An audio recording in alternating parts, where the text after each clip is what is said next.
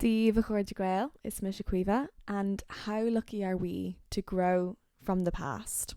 Before we get into today's episode, I do want to give some disclaimers, some trigger warnings.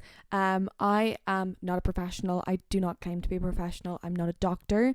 I don't study medicine, like none of that. So everything that you hear from me today, please take with a grain of salt. Also, some trigger warnings. Today I am going to be discussing some topics that surround PTSD, trauma, potentially eating disorders, sexual assault, and that sorts of the nature. So if you find any of that to be very uncomfortable or triggering, this may not be the episode for you. But if you decide to stick around, then thank you so much, and I really welcome you here and welcome to the space.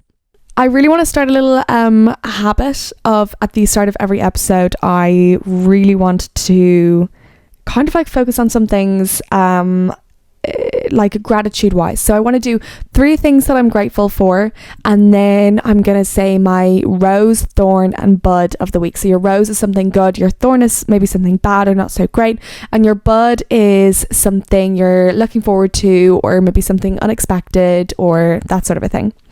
So my 3 things that I am grateful for this week is that I have been getting back into the gym, which is like I feel like kind of like a big thing for me. And yesterday I went to my first workout class before work. That was like the first time that I've done that in a very long time, and honestly it was great. And I'm like really sore now. I was meant to go to another class this morning, but basically I got drenched in the rain last night and I said absolutely not and stayed in bed this morning. But I think I'm going to try go later. The second thing is that working in a job that allows me to lean into my passions. It's such a simple one, but it really makes me so grateful every day. Like obviously no job is perfect, but like the fact that I just kind of get to surround myself with people that have the same interests as me, and I am no longer trying to like push myself in this direction. Like I've gotten myself to this place, and now I'm able to like fully lean into it. It's just such a nice thing for me to remind myself of. And the third thing is having friends and family that will kick some sense into me. So I had a bit of a moment during the week, and I texted my sister and my friends, and I was like, and my sister just said, absolutely not, cop the fuck on. Oh, apologies for swearing. That one goes out to my parents. Apologies for the swearing. I'm not going to swear for the rest of the episode, but I was quoting, so I think that's okay. My rose, thorn and bud of the week is, so my rose is I ran my first ever 5k. Yay!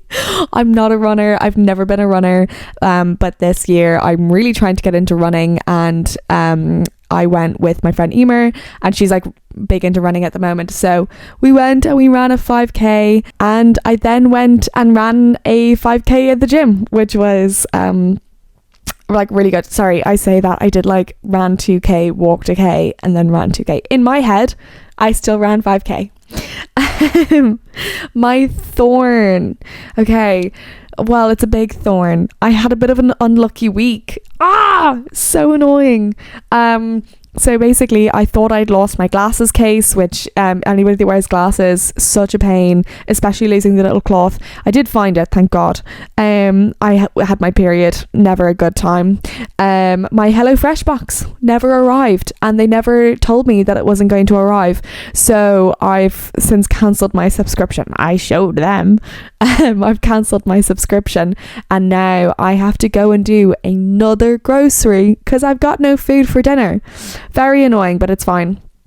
Oh, the biggest one of all is that this is my second time recording this episode, because the first time I forgot to check that the microphone, that my laptop was recording through the microphone that I'm holding as opposed to the microphone of the laptop. Oh my God, no guys, it was painful. I was there trying to edit it, and I was just getting pissed off, and between that and the period and everything, I was like genuinely a ball of like anger, and I was like I hate. Anyways, we're trying to whew, alleviate all of that negative energy.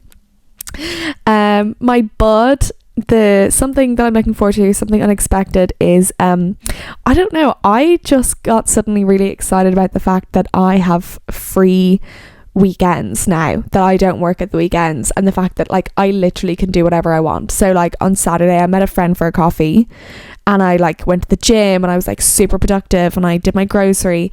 And then on Sunday I recorded this pod, so that's another lesson. I have to record on a Saturday just in case. And then literally it was lashing rain, so I did genuinely like nothing for the rest of the day because I was so tired. Me and my housemates, we were all so tired. We went to the shops to try and get a few bits, but yeah, so fun. Right, now that we've done that, we're going to get into the main body of the episode. Now when I recorded this the first time, I think it just ended up being a bit of a ramble. And I did have a bit of a structure, but it just kind of turned into this like ramble, and I really want to just like formulate my thoughts a bit better. So the topic of today's episode is a little bit of a sad, dark one, and we're going to be talking about trauma. I know it's a bit of like a weird topic to like talk about, and I know I don't really have like a leg to stand on to talk about trauma, but it is something that currently interests me, and I think I kind of relate it to my own life a little bit at the moment, and it's kind of something that I feel like I'm trying to work through. So I said, what better way to try and do that is to learn a little bit more about it and to kind of share my experiences, and then hopefully not only does it slightly alleviate things from me, because a problem shared is a problem halved, but also kind of helps me understand a little bit more as to like what is going on inside my head, and to be able to recognize how I'm feeling and maybe why I'm feeling a certain way, and cut myself a little bit of slack and come up with some ways to kind of help myself feel better. So anyways, when I first recorded this, I did like a whole section on trauma, on like the definition of trauma and the symptoms, and to like come out the other end. To be honest, I mean, listening back to it, I was like, oh, that's not really that interesting to listen to, because I'm just like reading out stuff, you know? So I think I want to focus a little bit more, like do a little bit of that, but focus a little bit more on like my experience, because I think that's actually the relevant part. So really quickly, let's have a quick look at trauma. So I actually focused more on PTSD, or post-traumatic stress disorder.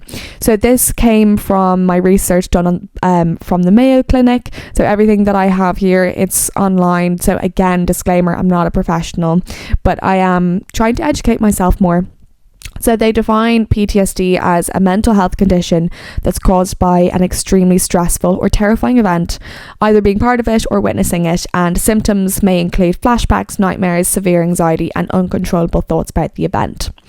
They do also say that most people who go through traumatic events have a hard time adjusting and coping for a short time, but with time and by taking good care of themselves, they usually get better.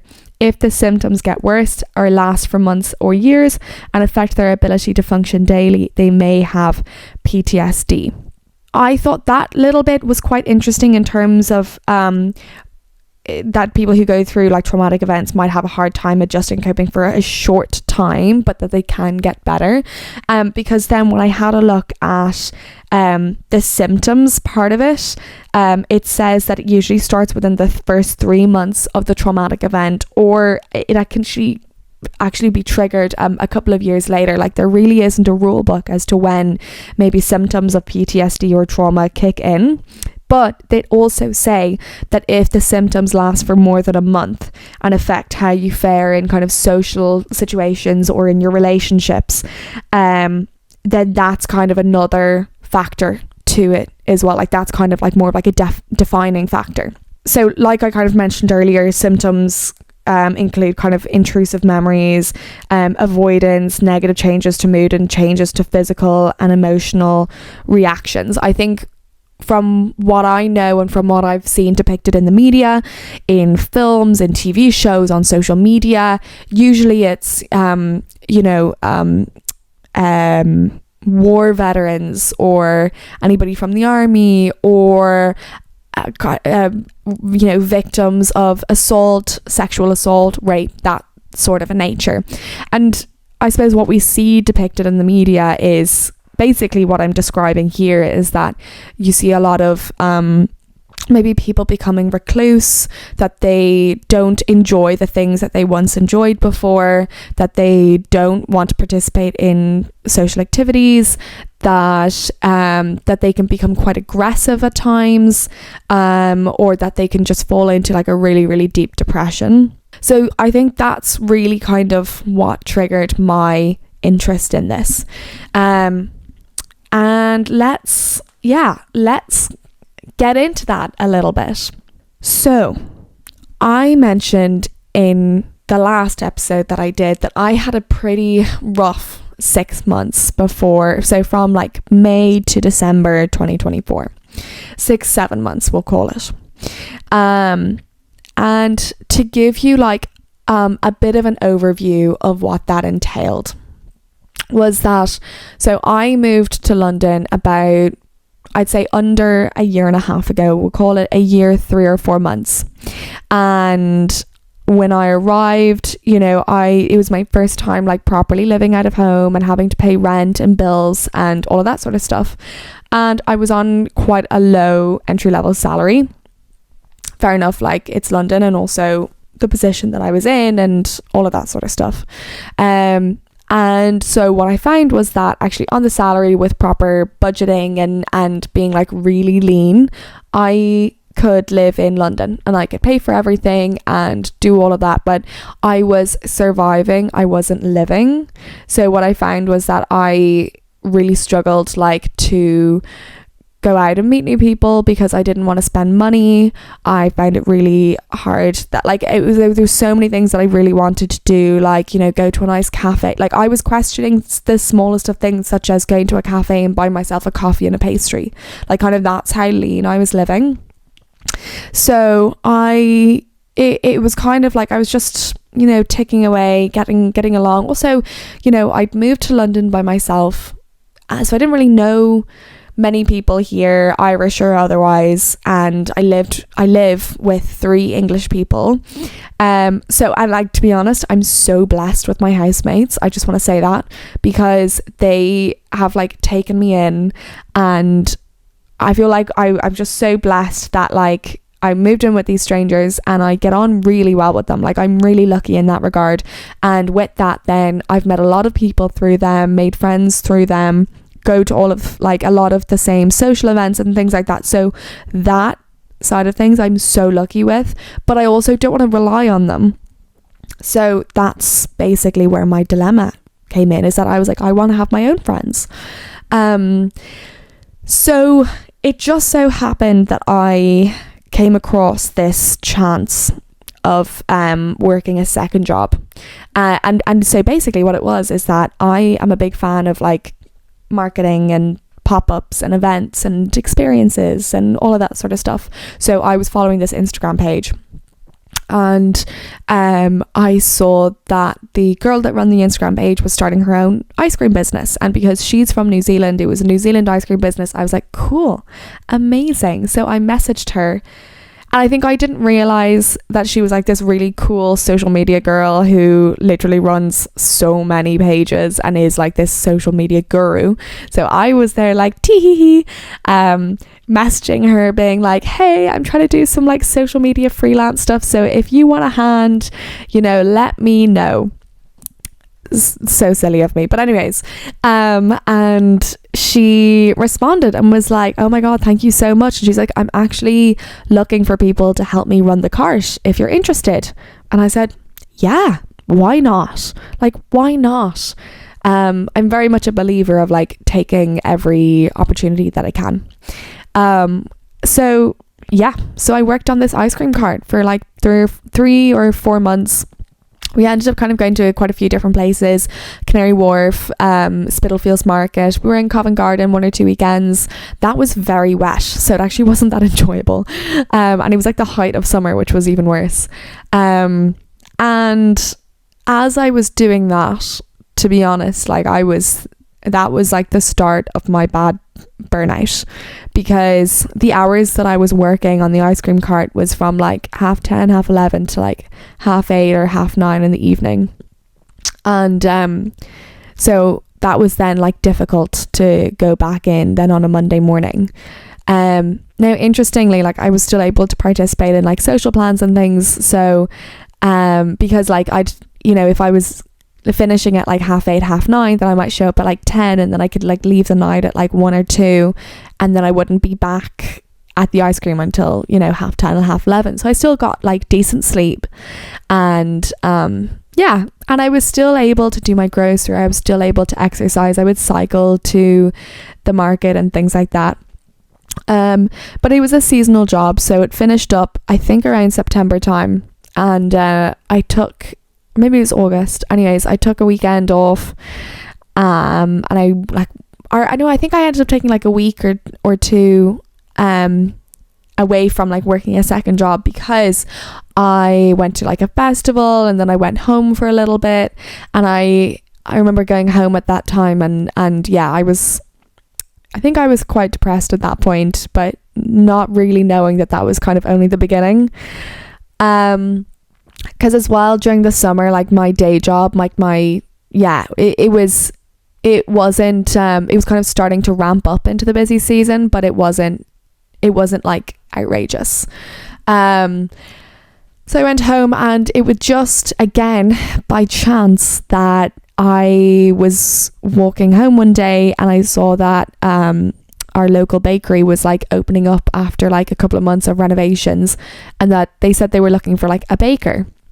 So I was like, yeah, you know what, I love this bakery, let me send them a message and see what happens. So sent them a message or an email or something, and I was like, listen, I'm not a baker, but if you want front of house or a social media person, like, I'm here. And again, it was like, yeah, come in for a chat, and like let's see. Went in, and I met the manager, who's amazing, really good friend of mine now. We got on like a house on fire, and basically she was like, I do need somebody front of house. I was like, well, I'm not a barista, like I can't make coffee. And she's like, that's fine, we're going to train you. I was like, oh, sick, yeah, no problem.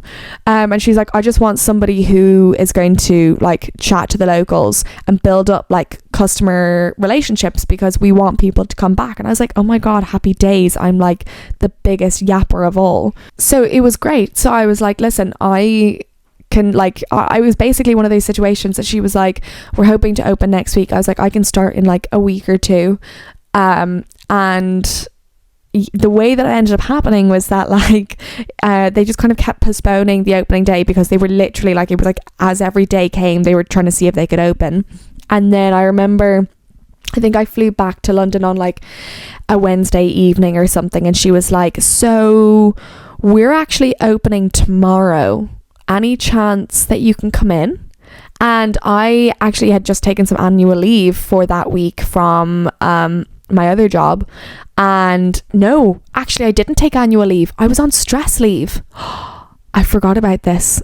Yeah, because so that when I said that was a week that I went home to Dublin and I was pretty depressed, yeah, I ended up taking stress leave.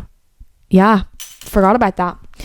Anyways, so yeah, I was off work, and I came back, and she was like, any chance you can come in and do a shift? I was like, why not? Like, I'm here in London, and I quite literally have nothing else going on, and I quite literally have no money to do anything else, so why not go in? And I did, and I got on really well with the team, and do you know what, it was really enjoyable. I think I ended up working like 4 days straight, but I was like, cool, money, amazing. And as great as it was, and I do wholeheartedly say that it was a great job, my mental health was just not in a place that I was able to do this long term. And I think as well is that the hours of the bakery were quite difficult, because it was like, I think my shift was like 6:30 in the morning to, sometimes it was like 3:30, and that's like when we were like closed and finished, or sometimes I'd be let go a little bit earlier, like maybe 1:30 or something, just because like they were like, oh well, it's quiet, like there's no reason for you to be here, I'd be like, grand. But getting up for 6:30 on a Saturday and Sunday after like a full week of work was difficult. Like I actually thought that these hours would suit me better, but it was very difficult. And it really, really took a toll on me. I just ended up being like exhausted. And I'm gonna say one thing about my day job, my week job, to maybe try and give some more context, but I can't go into it in any more detail publicly or on social media or anything, because I don't think it's right. I've talked to many friends and family about it, but I don't think it's right to kind of publicly talk about it. And also I think I'd get in trouble. So the one thing that I will say is that I think between like, well, obviously I went on stress leave because of like my mental health. So I'd say from August to December, when I ended up leaving all of my jobs, I was already suffering from like really bad anxiety and burnout and probably a bit of depression from my day job. So that contributed to the fact that I found the weekend job really difficult, because I didn't have a day off to relax and decompress and have some time for myself, and doing simple things like cleaning my room or doing my washing or doing a grocery, like they didn't happen anymore. So then anything beyond that, like exercising or meal prepping or going for a coffee, that was out of the picture. Like that didn't happen, because like I'd go to the bakery and then I'd come home and I'd go back to bed because I was so tired, like just mentally, physically, emotionally drained. And it was very like concentrated, intense period of time. And as well with the day job, like I was working long hours, so that didn't help either. Like I could have been working from 7 a.m. to 11, 12, 1 a.m. sort of thing. So that was my 6 months. That was, you know, and I'm sure I'm going to go through much harder things in life, but currently that's probably the hardest thing that I've been through so far.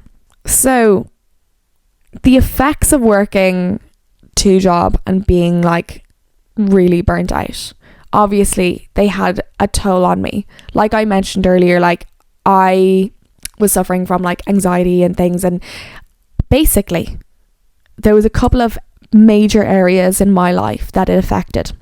So the first one is like my social scene. Like I didn't have like this huge social scene to begin with, and it just completely fell off the radar. Like genuinely, like I saw nobody. I saw my housemates, I saw people in work in whatever job I was in, and that's it. Like genuinely, that was it. Apart from, there was one weekend, so I had 2 of my friends come over for a weekend in December. Maybe it was late November, and we've been planning this for months, like genuinely months, and I was so excited. And these friends of mine, like we always have like the best nights out together. We go for like a really nice dinner, then we'll go and like we dress up really nicely, and then, you know, we'll go get some gorgeous cocktails and we'll drink champagne, and like it's a bit bougie, but like I love it. Like it's just, you know, you have your specific friends for certain things, and like these friends, like we just indulge in our bougie, social media loving, you know, manifestation. Like it's just the most gorgeous thing. And I was really struggling with the idea of them coming over, because I knew that I wasn't really in the headspace to be trying to do all of that. And I also find it really hard to tell people as well, but I'll go into that a little bit later. So when they came over, I was still like working the bakery that weekend, but they knew that, so I was like, I'll meet you in the evening, and they were like, yeah, perfect, don't worry about us. So on the Friday evening, I met them for a drink or a dinner, and we actually had a really gorgeous dinner. But I think this is like where maybe some of the maybe the symptoms and things from PTSD really kind of resonated with me, because I was there, and the whole time I was like, I really wish I was fully enjoying this right now. Like, I know that this is something that I really want to do and something that I really enjoy, and I really, really wish that I actually was feeling all of that right now. But all I could think about was how tired I was, how anxious I was. I ended up going home early. Like, they went to like a cocktail bar afterwards, and I was like, girls, I'm so sorry, like I've got work in the morning. And I think the idea of having to kind of put on the face and try and enjoy myself doing all of these things really caused me so much anxiety that it manifested like physically, and I just ended up feeling really sick all weekend. And don't get me wrong, because they might listen to this, I know that they have absolutely no issue, like if I was to have explained all of that to them in the moment. But again, I was finding it really, really difficult to tell anybody or to explain it to anybody, and I don't know why. Because the next day I actually cancelled on them, and we were meant to meet for dinner and go to this like really nice rooftop bar and go for drinks, and I ended up cancelling them. And it was like a really like big weight off my shoulders. Like, the idea of trying to figure out what to wear and get dressed up like was like really causing me like, yeah, I was feeling so sick with anxiety. And then as I was sitting at home that night, and I'd like had myself some dinner, and I was like relaxing, and I was probably eating another pastry, because that was something I was going through in that time, is that I was just constantly eating pastries and bad crap. I really suddenly got a really bad panic attack, and I have no idea where it came from, but unfortunately it wasn't actually the first time that had happened within that month, or those 2 months, 3 months. Yeah.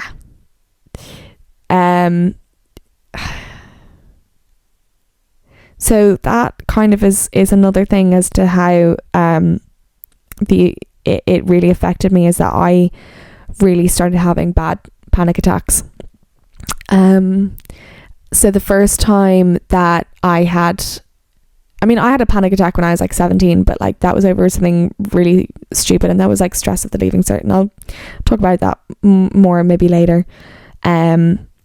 So I had my first panic attack again. It was like randomly, I think it was like a Wednesday night or something. It might have been like October time or something, maybe October, November, and I don't know what happened. It was like 10 o'clock at night or something, and I was like still working, or I'd just gotten an email from somebody, and it just suddenly I don't know, happened. I just got really overwhelmed, and I couldn't breathe. And I don't really, it's hard to describe these things, but it was really scary in the moment, and I was like, feck. I was like, yeah, I need to talk to someone. Like, I need to talk to somebody right now about this. And I ended up bringing my friend Tom, who's like a friend from my old job, and he's the most really lovely man. He's like an older brother to me. He's just got the most like soothing voice. He's so level-headed, and I know if he was listening to this, he'd laugh at me and he'd say Quiva. But he's a really, really dear friend of mine, and I really, really cherish having him in my life.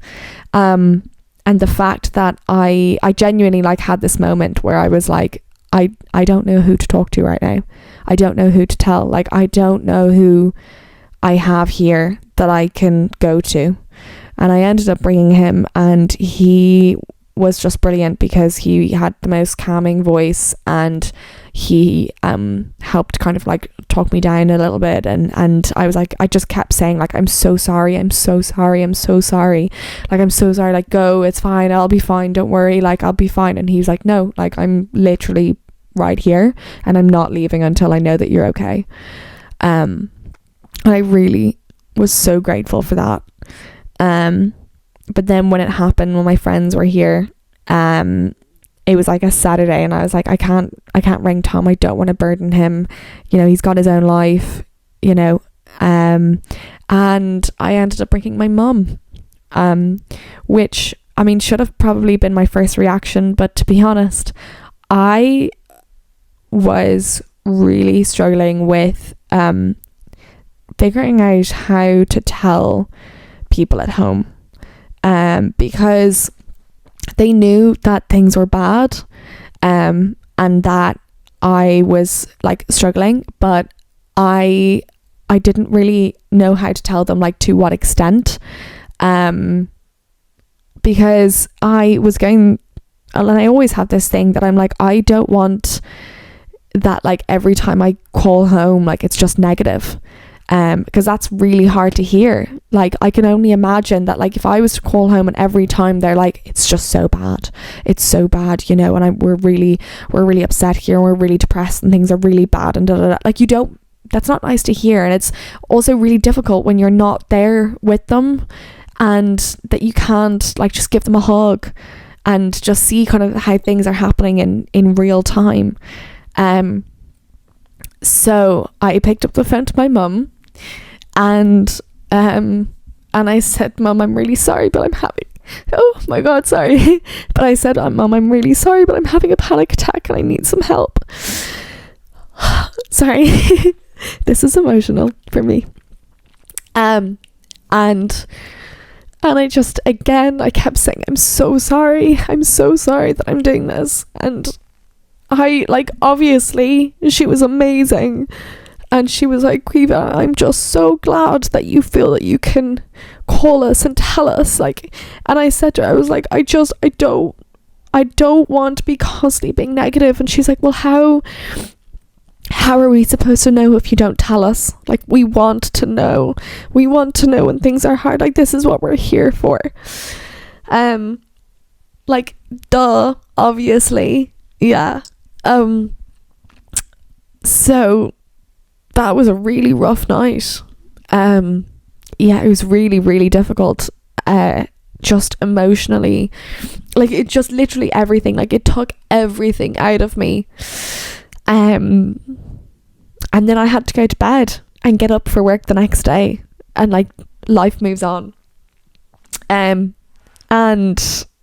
so like I only had panic attacks like 2 or 3 times in London, but unfortunately, so I got some good news in December, where I had been offered a new job, which was amazing, and it really kind of basically not like fixed all of my financial problems, but put me in a really much better situation. And I was like, thank God, this is what I've been working so hard for, and this is really like what I've been praying and manifesting for. And it finally happened for me. It was like genuinely like 9 months to a year of like really hard work and working towards this, and I thought that would be it.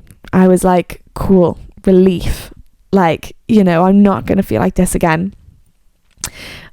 I actually went home for Christmas and I ended up having more panic attacks, which was not good. And I think a combination of that was like, when I came home, I had like 4 or 5 nights of like back-to-back plans and nights out, and I was so happy to have that, because I was like, I can finally be social again. And then the other part of that was like celebrating the fact that I had this, but forgetting, like, not me forgetting the fact that I'm like already so burnt out and so tired and fully not in control of my emotions. And I had stopped exercising, and I was like literally eating crap every single day. Like, I was just eating like my HelloFresh boxes for dinner, and then like, because I didn't get a chance to do a grocery, I would just eat like whatever I could pick up. So for like my lunch and stuff, like I literally was eating like crap that I got from the bakery, or sorry, and I say crap, I don't mean crap, like it's all really good food, but it's just it's full of like sugar and butter, and like, as in I wasn't eating vegetables or fruit essentially. And or like I'd buy lunch at work, and I stopped cycling to work, and so that's literally where like all of my money was going. So when I was at home then for Christmas, I had a couple of panic attacks. And also the other thing is that I find Christmas to be a very emotionally charged time, and like I've never wanted to be that person that cries on Christmas, but I think I've cried on Christmas Day consistently for the last like 5 years. So I must apologize to my family about that, because I don't know why I always go into Christmas Day saying today is going to be a great day, and then I end up crying and I'm like, oh damn.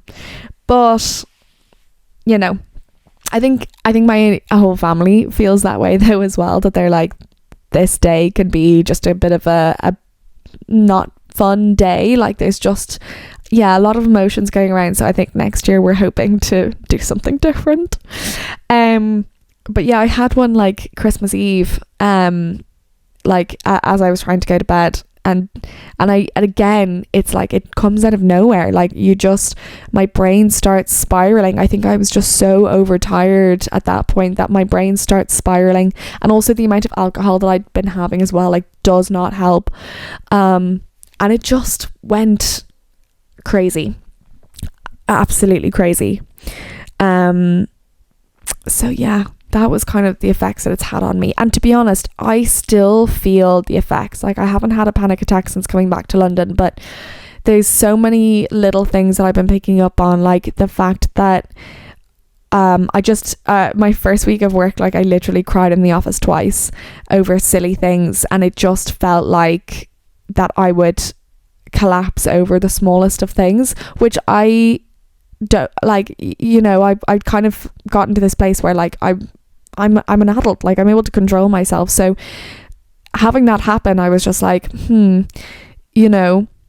okay, let's just recognize that as potentially, you've kind of just I need to work more on recognizing my emotions and just having a little bit more self-control.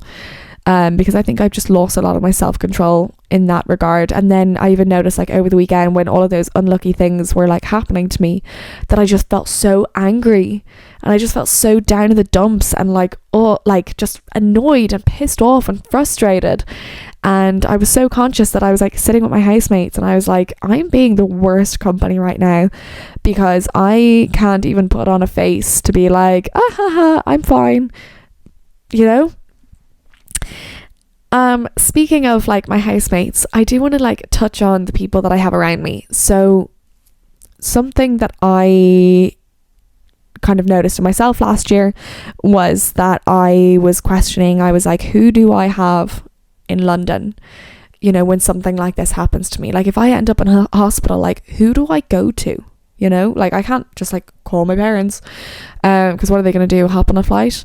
They might, but and one of the things that I really found was that I was getting really jealous of and envious of like people in relationships, because I was like, you're so lucky that like if all else fails, you have this one person that you can go to and that are meant to be there for you through everything, that if something happens, you go to them, that they will hopefully be there and be the support, or they will sit with you in silence, or they will help you pick up the little things that you need help with, or if you want to go on a trip, they'll say, yeah, absolutely, let's go on a trip together. Like, you've got a built-in best friend.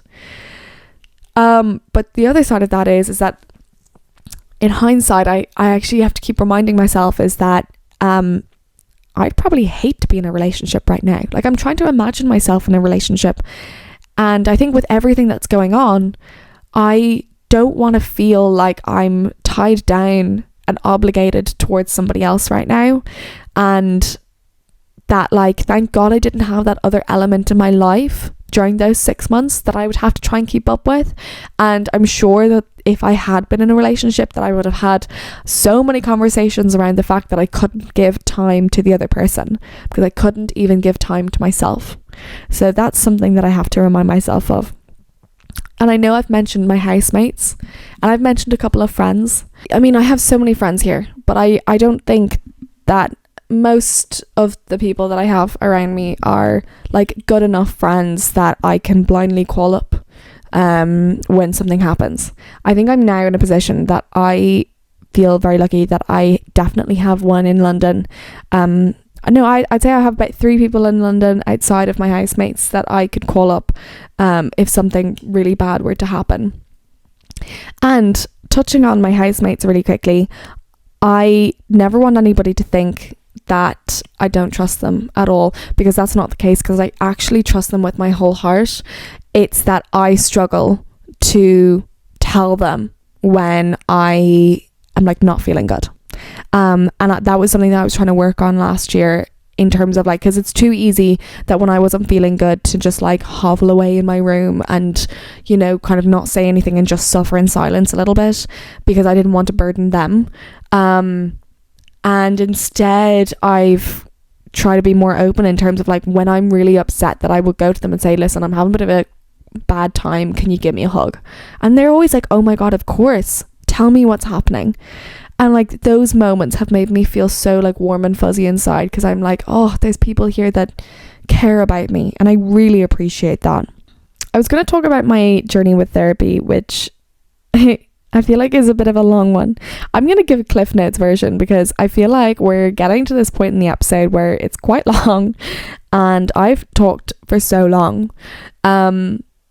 Or maybe I'll leave therapy to another day. You know what? We're going to leave therapy to another day, because I feel like that could be a whole episode in itself, because I definitely have other things to talk about. So that was a lot. That was a lot, guys. And I'm actually glad that I had the opportunity to re-record this, because I think I was able to articulate myself in a better way. And I think I was able to like, you know, kind of keep things relatively grouped together a little bit, so that it's easier to keep track of. If anybody has any, you know, comments they'd like to make, or criticism or anything like that, like, I'm always open. And if anybody wants to talk about any of the topics that I've touched on today, again, like, please reach out. I am so willing to talk about this. It's currently lashing outside, which I'm like, please, can you please stop raining, because it's so grim to look at. And I actually need to go and like do a grocery. Like, I actually need to go out, and at some point I need to go to the gym. So I'd really appreciate if you stopped raining, because I got caught in the rain last night and it was so grim. It was so bad. Like, my shoes are soaked. I have to figure out what to do with them. I'm trying to do some washing here. Yeah. Anyways, thank you all so much for listening or watching or whatever you're doing with this. And I love you all, and I will talk to you again very, very soon.